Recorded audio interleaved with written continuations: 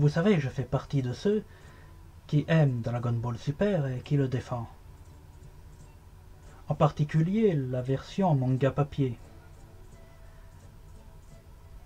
Eh ben, accrochez-vous bien, parce que dans ce manga libré spécial qui n'était pas prévu, j'avais poussé une gueulante.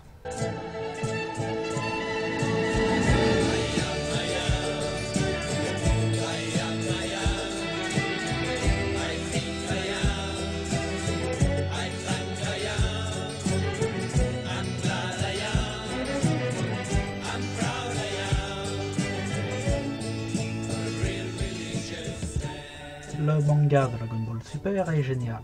Les dessins de Toyotaro sont magnifiques, l'intrigue est mieux gérée, les incohérences sont fortement réduites, et beaucoup d'éléments sont beaucoup mieux amenés ou expliqués. Quand l'anime faisait une connerie, le manga papier rattrapait derrière. Mais pourtant le manga papier a lui aussi un gros défaut, c'est qu'il est en retard de fou sur la série animée. Simplement parce qu'ici les rôles sont inversés. C'est le manga papier qui fait la promotion de la série animée, alors que d'habitude dans les mangas c'est l'inverse. Alors quelle est cette gueulante? Eh bien c'est au sujet du chapitre 19, qui met en scène le début du combat contre Black Goku. Et très franchement, les dessins ont beau être super beaux, c'est beaucoup moins intéressant que dans l'animé. Désolé. Actuellement, c'est beaucoup moins intéressant. Dans l'animé, tu voyais que les héros n'arrivaient pas à battre Black, et Zamasu aussi, mais... Enfin, ils n'arrivaient pas à battre Black Goku. Ce qui fait qu'ils devaient... trouver un moyen, ils devaient se surpasser, lutter, vaincre l'adversité. Il y avait de l'enjeu, c'était très prenant. Pour une fois, dans Dragon Ball Super, il y avait de vrais enjeux, plus qu'un tournoi entre potes ou une histoire de gâteau avec Beerus.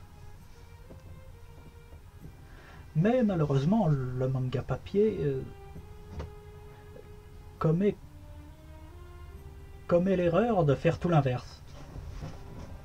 C'est-à-dire là, non seulement Black Goku ne maîtrise pas le Super Saiyajin rosé, mais ça en soi ce n'est pas... À la limite c'est même pas un problème que le Super Saiyajin rosé n'existe pas, je vais vous expliquer ça après. Oui, car après tout le Super Saiyajin Kaioken n'existe pas, mais au final on s'en foutait un peu. Non, le problème là c'est que apparemment Black se fait défoncer. C'est-à-dire dans le chapitre 18 on était arrivé au moment où Black rencontre Goku et Vegeta, et donc là au final dans ce chapitre on voit qu'il s'est fait défoncer direct. Bon, je sais bien que les fanboys de Vegeta trouvent ça génial. Ah, enfin le personnage respecté. C'est fini les méchants qui ridiculisent nos héros préférés.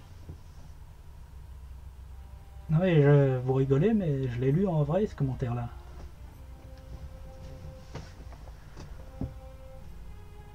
Le problème c'est que ici les enjeux d'un coup s'aplatissent tout seuls. Mais en vrai ils se sont aplatis tout seuls. Là on n'a pas tout ce qu'on avait dans l'arc Mirror Trunks, justement, la tension, le suspense.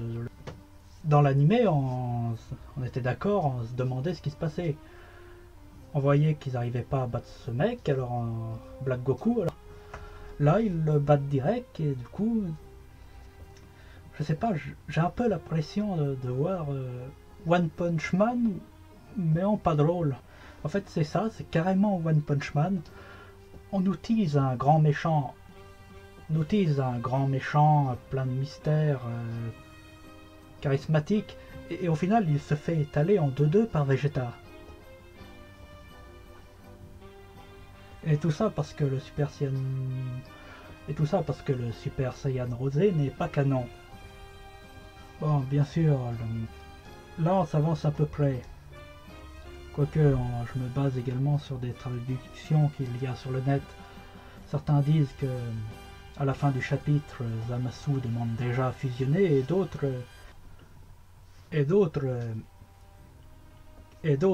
disent qu'il encourage Just Black à maîtriser le plein potentiel du corps de Sangoku. En tout cas, j'espère que le Super Saiyajin rosé va apparaître. Pas dans un sens que je voudrais... C'est même pas que je voudrais qu'il ait une transformation particulière. Même s'il serait un Super Saiyan normal, au final, je m'en foutrais. Ce que je veux, c'est que je veux un ennemi qui mette les héros en difficulté. Parce que autant c'était pas dérangeant avec Beerus, c'est comme dans le film. Pour le tournoi, il n'y avait pas vraiment de méchants, c'est pas grave. Hit était moins fort, même ça on s'en foutait un peu en soi, le combat était pas pratiquement le même. Mais là ça change tout.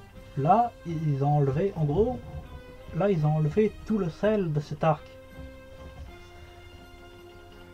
Et puis au final, vous allez peut-être me dire aussi que peut-être le grand méchant au final ça sera le Zamasu fusionné. Mais ça me plairait pas en soi, parce que le Zamasu fusionné, c'est une... Parce que, du coup, Black, ça sert à quoi? Je suis désolé, Black, c'est quand même un... C'est un méchant qui est un Super Saiyajin, entre guillemets, quoi, parce qu'il y a un Kaioshin dedans, mais... C'est un méchant... C'est un Saiyajin qui est méchant, ce qui est rare. Le dernier qu'on a vu, c'est Broly, et lui non plus n'est pas canon. Donc c'est un Super Saiyajin qui est... Donc un Super Saiyajin méchant, et qui plus est le sosie de Sangoku. Le double maléfique de Sangoku, quoi. Et franchement, si t'as ça et que c'est pas exploité, tu te dis, mais pourquoi vous avez fait ça au final? Mettez un méchant qui a une autre tête, mettez même pas un Saiyajin, on s'en fout, quoi. Si c'est pour le faire fusionner direct avec l'autre et que ça devienne l'espèce de gars tout vert là, peut-être même celui qui a l'espèce de double face qui devient après. Là franchement ça servait à rien de faire Black Goku si c'est ça. Et puis entre nous, le Zamasu fusionné il est bien gentil, mais le méchant qu'on retient vraiment dans l'arc Miratrunks, c'est Black Goku. C'était un méchant très charismatique qui est dans l'anime qui a été mis en avant par sa musique, la façon dont il apparaissait. Même le Super Saiyajin rosé en soi, ça le rendait vraiment unique. Une sorte de... Et bien sûr, il y avait une certaine symbolique de faire un méchant qui ressemble à Goku. Et quand Goku se battait avec, là, la symbolique était encore plus forte. C'est pour ça que j'attends de voir les vraies traductions pour m'en assurer, mais là, je crains. Je crains vraiment qu'il nous fasse un coup fourré pour ce qui est de Black Goku. Et d'ailleurs, moi, je suis à peu près sûr qu'il n'y aura pas de... que Black Goku, quoi, ça sera du vent dans ce manga, dans cette version manga. Parce qu'au final, l'interview qui dit que le manga va prendre l'avantage sur l'anime, ça veut aussi dire que que Toyotaro va être obligé de combler le retard en bâclant le boulot, en bâclant cet arc. Ce qui est plus que regrettable, surtout que dans l'anime, c'est le meilleur arc de Dragon Ball Super. Et il faudra attendre les traductions, peut-être même le chapitre 20 pour en être sûr. Mais là, j'ai vraiment l'impression que cet arc va être bouclé en seulement 3 chapitres grand max. Alors que c'est qu'un arc comme ça, tant pis que ça soit en retard avec l'animé, faites-le bien quoi. C'était à peu près la même chose en soi avec l'arc Golden Freezer qui a été totalement supprimé. Mais ça, on s'en foutait aussi, parce que bon, on avait déjà vu le film, on avait vu le remake dans l'animé. On n'avait pas spécialement envie de voir 3 fois la même chose. Mais pour l'arc Mirai Trunks et pour Black Goku principalement, c'est du gâchis. C'est vraiment du gâchis d'avoir un personnage comme ça et de pas l'exploiter au final. Enfin, pour le moment, je spécule. Et ce que je, ce que je ne fais jamais. En tout cas, pas en vidéo. Allez, j'avais juste envie de... Voilà, j'avais juste envie de faire ce manga libré spécial et partager ça avec vous.